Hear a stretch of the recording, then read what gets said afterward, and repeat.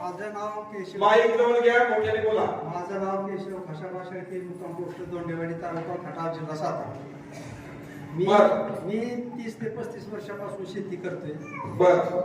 सुरुवातीला 4-5 वर्ष मला फायदा झाला बऱ्यापैकी. त्याच्यानंतर आमचे सखा भाऊ पकावाई जसं म्हणतात तसे आमच्या भावाने जादू टोना करायला सुरुवात केली की जवळजवळ 17-18 वर्ष मी लॉसच गेलो. मग आमचे मेवणे आमच्याच गावात, त्यांनी मला इकडे यायसाठी 2 वर्षापासून माझ्या पाठी लागले होते. तर मी त्यांना जाऊच म्हणायचं, पण मला यायला काही चान्स मिळाला नाही. मग गेल्या पौर्णिमेला 3 वाऱ्या झाल्या. तर पहिल्या पौर्णिमेला ज्यावेळेस आलो त्यावेळेस मी शेकू टाकली होती. तर त्यातली पावसानं 80-90% खराब झाली, नासून गेली. 10% राहिली, त्यात मला 19,000 रुपये राहिले. त्याच्यानंतर 15-20 दिवसांनी मी 17 किलो मेथी टाकली. ते मेथी माझी 17 किलोमध्ये 5,000 पेंडी गेली करायला.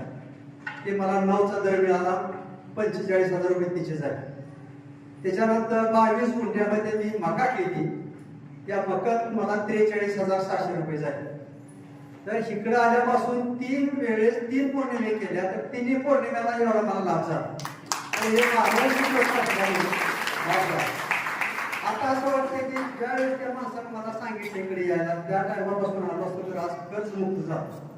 पण तरी सुद्धा आता महाराजांचा आशीर्वाद असल्यामुळे आज ना उद्या होणार हे निश्चित.